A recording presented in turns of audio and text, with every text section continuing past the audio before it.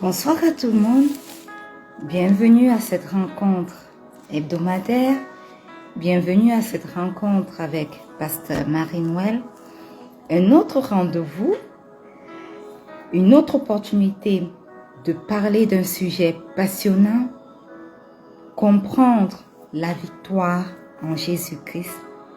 Bien-aimés, nous avons commencé avec cette série la semaine passée. Et la semaine passée, nous avons essayé, par la vertu du Saint-Esprit, d'expliquer ce que c'est que la victoire.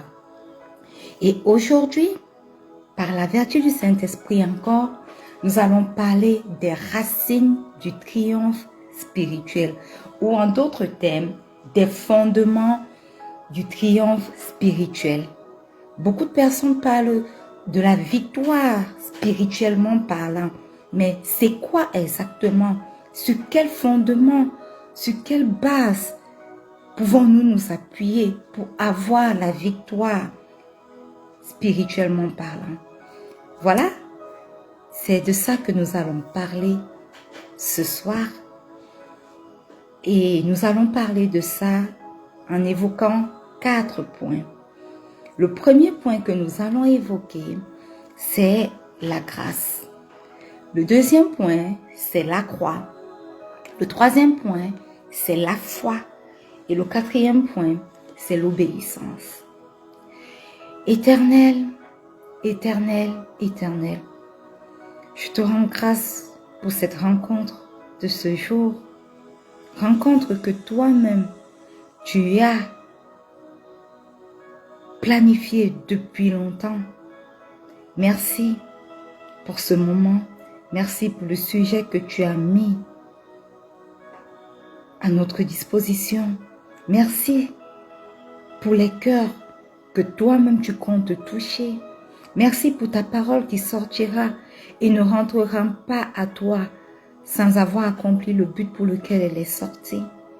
Nous te rendons grâce parce que tes plans sont parfaits, ton timing parfait, ta volonté certaine et tes promesses s'accompliront certainement dans notre vie. Gloire te soit rendue, Dieu 3 fois saint. Magnifique Saint-Esprit, excellent Saint-Esprit, nous avons besoin de toi. Viens et prends le total contrôle de cette rencontre. Sature l'atmosphère spirituelle en ce moment et parle à tes enfants au nom puissant de Jésus. Alléluia. Amen. Bien-aimés, comme je l'ai dit, ce soir en 4 points, nous allons parler des bases du triomphe spirituel. Alléluia. Et comme je l'ai invoqué au tout début, il s'agit là de quelque chose que beaucoup de pentecôtistes parlent. Il faut prier, nous sommes des guerriers de prière et tout. Mais quels sont les fondements?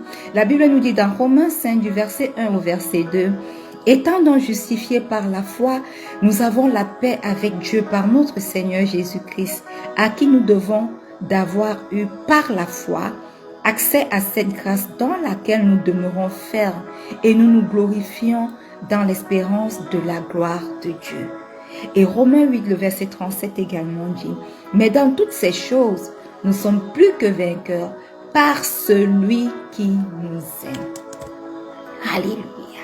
Nous sommes plus que vainqueurs. Bien-aimés, toute victoire spirituelle repose sur des fondements, sur des fondations invisibles, mais qui sont essentielles. Et le premier fondement dont nous allons développer ce soir, c'est la grâce. C'est quoi la grâce? Je vais définir la grâce ce soir comme étant le fondement de toute transformation. La grâce est le point de départ de toute œuvre de Dieu dans nos vies. Alléluia. La grâce n'est pas une récompense, oh non. C'est pas parce que nous avons fait des efforts ou bien nous avons fait de bonnes œuvres que nous obtenons la grâce. Non, mais la grâce est un don immérité que Dieu nous offre. La Bible nous dit dans Éphésiens 2 du verset 8 au verset 9, « Car c'est par la grâce que vous êtes sauvés, par le moyen de la foi, et cela ne vient pas de vous, c'est le don de Dieu, ce n'est point par les œuvres, afin que personne ne se glorifie. » Donc, la grâce est un don immérité. Et la grâce, pourquoi la grâce?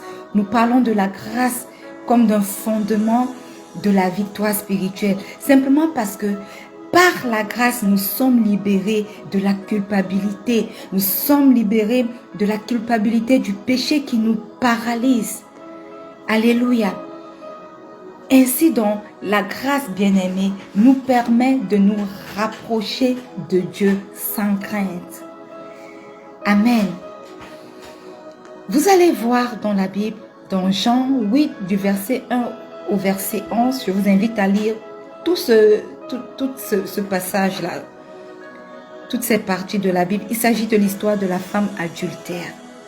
Alléluia. La femme adultère a été prise sur les faits et devait être lapidée selon la loi. Mais la grâce a couru au-devant d'elle et s'est manifestée dans sa vie. Pas parce qu'elle le méritait, mais parce que c'était un don de Dieu. Et Jésus a dit au verset 11, « Je ne te condamne pas non plus. Va et ne pêche plus. » Il s'agit de quoi? Il s'agit de la grâce. Ce n'est pas parce que cette femme s'est repentie, a demandé pardon. Non.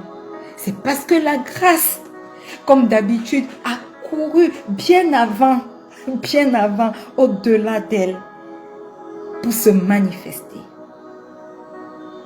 Donc la grâce est un don immérité et nous avons besoin de la grâce pour entrer dans notre victoire spirituelle. Alléluia.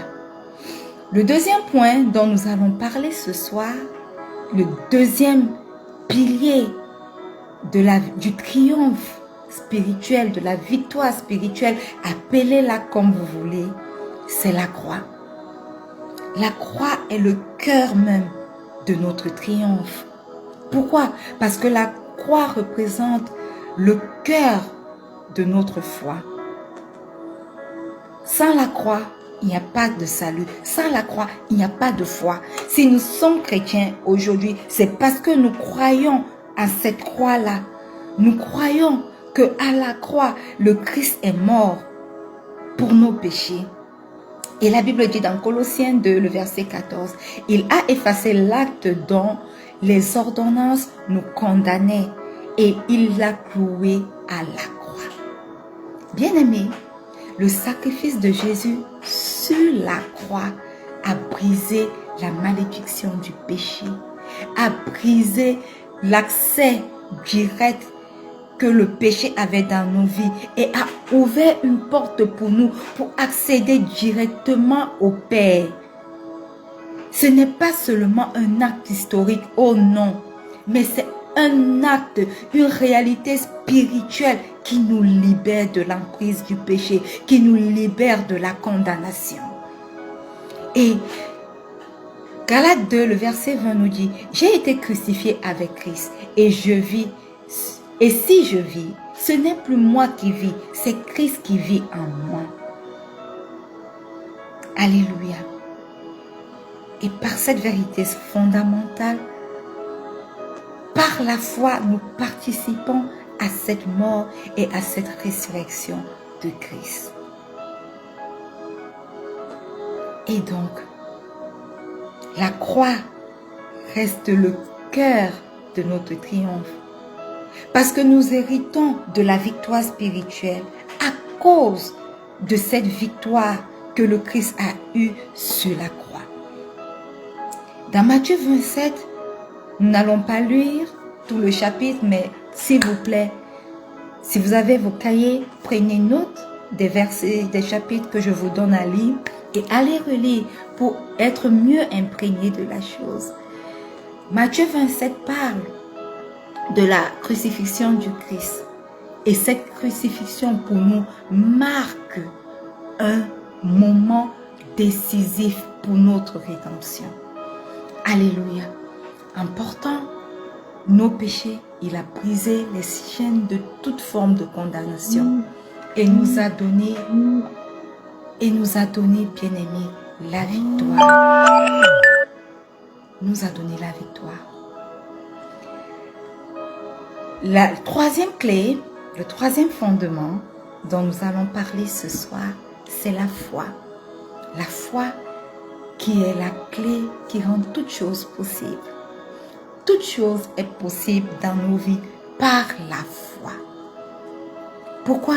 Parce que la foi est le moyen par lequel, bien-aimés, nous accédons à la grâce et à la victoire que Dieu nous offre. Bienvenue Ernesto. La Bible nous dit dans Hébreux 11, le verset 1, « Or, la foi est une ferme assurance des choses qu'on espère, une démonstration de celles qu'on ne voit pas. » Cela signifie que quoi? Cela signifie simplement que la foi ne repose pas sur des preuves tangibles, mais sur la confiance et la fidélité à Dieu.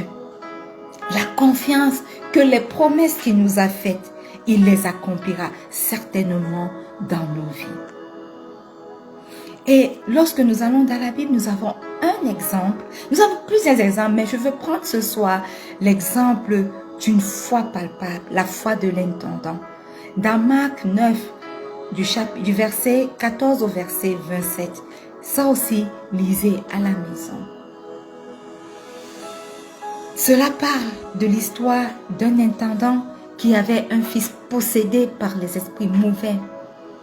Et il s'est rapproché de notre Seigneur Jésus pour que le Seigneur l'aide à guérir son enfant, à chasser les esprits impurs dans le corps de son enfant. Et le verset qui m'a marqué le plus dans cet exemple, c'est Marc 9, le verset 27, qui dit, déjà Marc 9, le verset 23 dit, « Tout est possible à celui qui croit. » Ça, c'est Jésus qui dit ça à cet intendant, que tout est possible à celui qui croit. Et l'intendant de dire au verset 27, « Je crois, viens au secours de mon incrédulité. » Un peu pour dire que malgré mes incertitudes, je te cherche pour avoir la solution à mon problème. Voyez-vous, malgré les incertitudes de cet intendant, sa foi l'a poussé à chercher Jésus pour guérir, pour obtenir la solution à son problème, afin de voir son fils guéri. Et cet exemple-là, pourquoi je le prends? Je prends cet exemple ce soir parce que cet exemple nous montre que même une foi imparfaite peut conduire, bien-aimé, à des miracles lorsqu'elle est dirigée vers la bonne personne, c'est-à-dire lorsqu'elle est dirigée vers le Christ. Et la Bible nous dit que le fils de cet intendant a été délivré de ces mauvais esprits qui le possédaient. Alléluia. Le quatrième point que je vais prendre ce soir, c'est l'obéissance.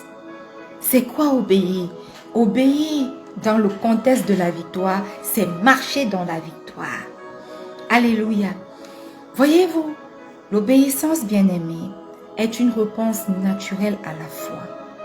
Lorsque nous avons la foi en Dieu, tout ce qu'il nous dit, nous obéissons. Tous ses commandements qu'il nous donne, nous obéissons à ses commandements.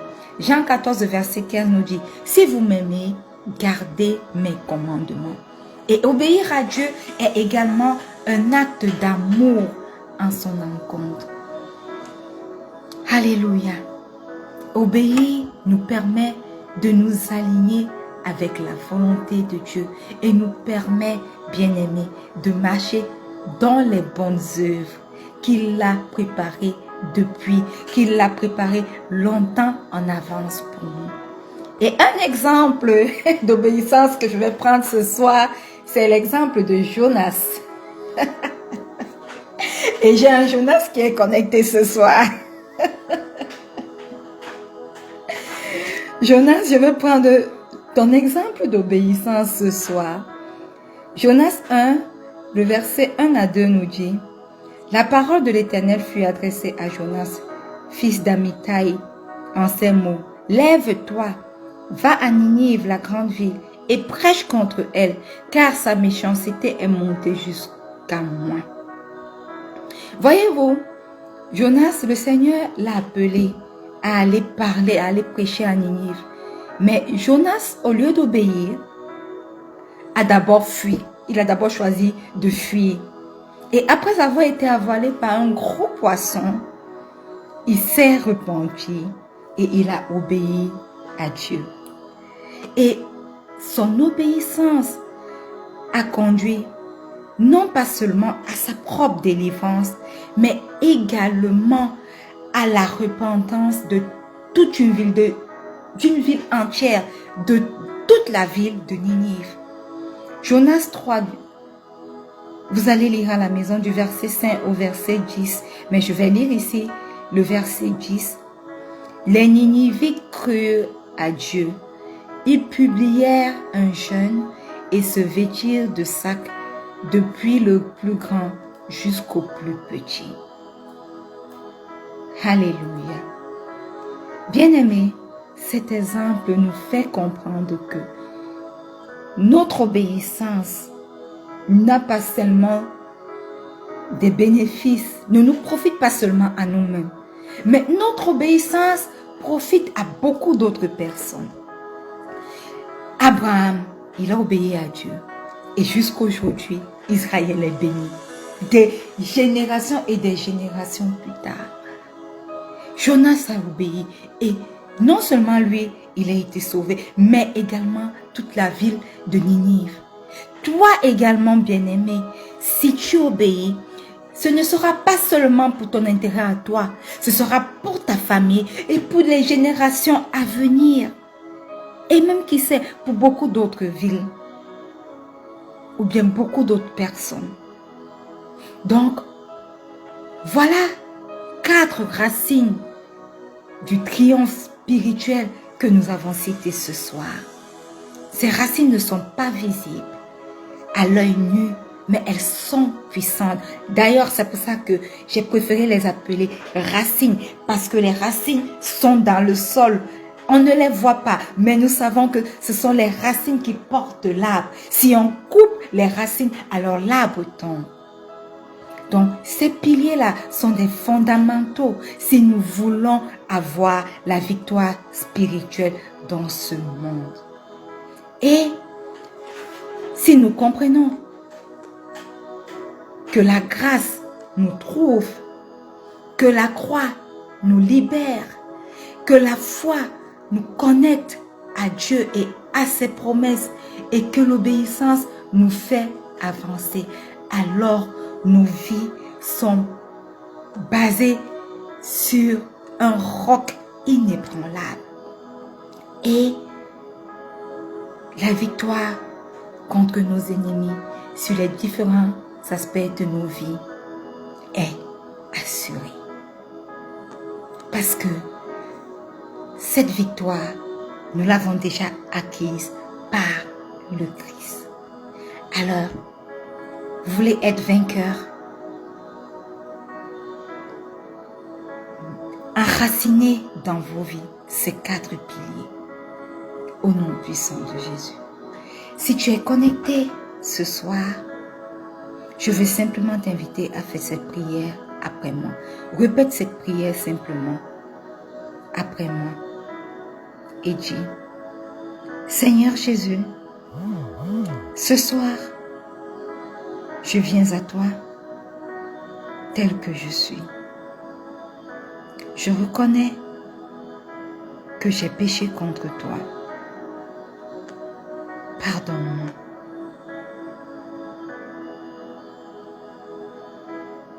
Tu es mort sur la croix de Golgotha pour moi. Et le 3e jour, tu es ressuscité des morts. Alors, Christ ressuscité, ce soir,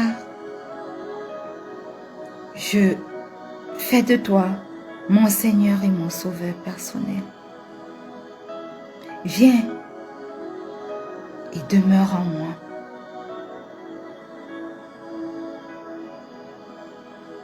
Écris mon nom dans le livre de vie, afin qu'un jour, je sois au paradis avec toi. Et magnifique Saint-Esprit, prépare-moi pour l'enlèvement de l'Église, au nom puissant de Jésus. Et que le peuple de Dieu dise un bon Amen. Alléluia. Bien-aimés, nous sommes arrivés presque au terme de cette rencontre, mais nous n'allons pas clôturer sans vous dire ce que c'est que le ministère Rencontre avec Pasteur Marie-Noël. Rencontre avec Pasteur Marie-Noël est un ministère qui a pour but de bâtir la foi d'une multitude aujourd'hui et à jamais. Voyez-vous, plusieurs outils par la vertu du Saint-Esprit sont développés au sein de ce ministère pour pouvoir vous aider à avoir une foi inébranlable. Et le premier outil, c'est celui-ci, cette rencontre hebdomadaire chaque vendredi, 4h30 GMT, plus 1, avec une rediffusion chaque lundi et chaque jeudi aux mêmes heures sur le groupe ou bien la page Facebook Rencontre avec Pasteur Marie-Noël et aussi sur notre chaîne YouTube.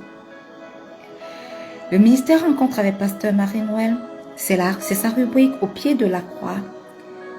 30 minutes de prière quotidienne chaque matin, 4h30 GMT plus 1,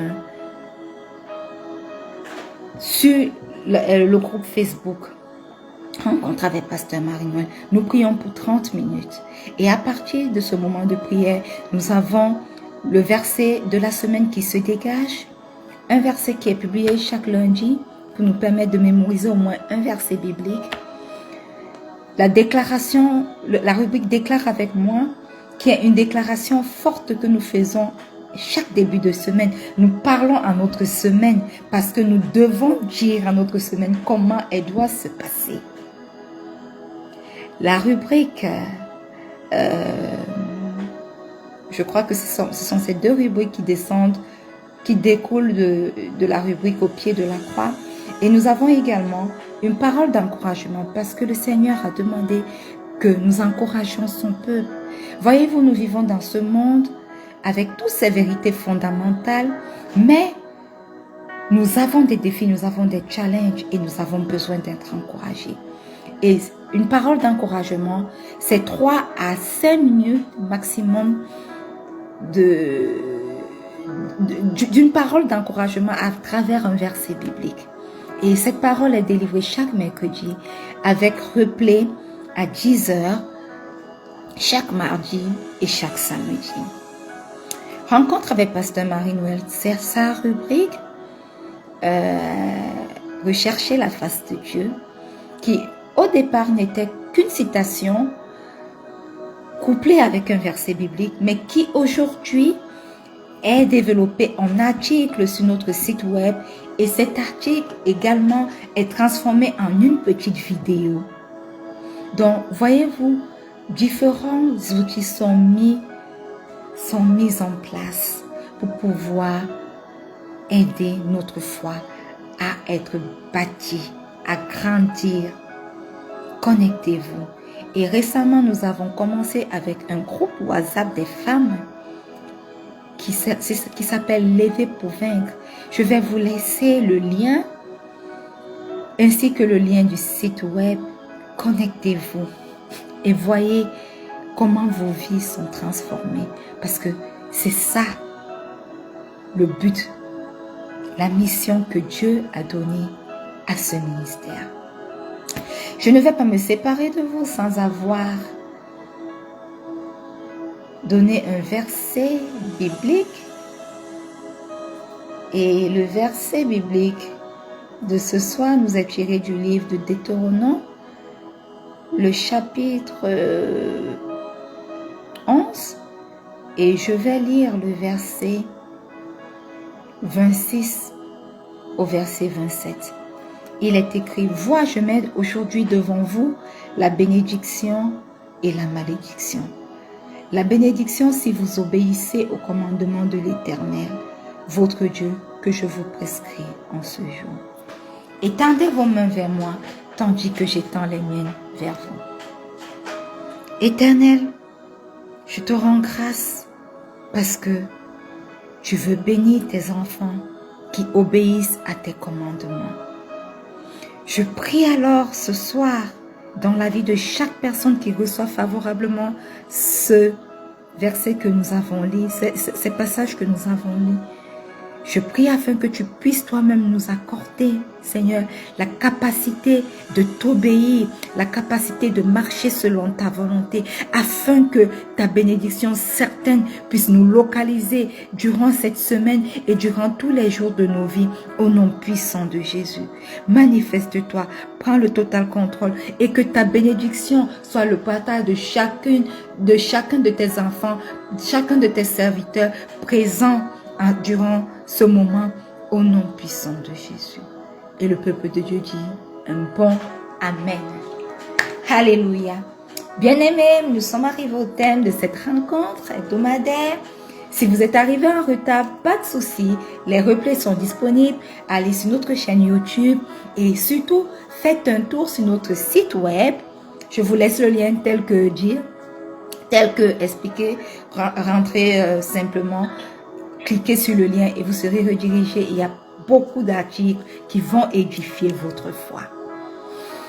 Je reste et je demeure votre humble servante, Pasteur Marie-Noël. Je vous aime, mais le Seigneur Jésus vous aime encore plus. Shalom.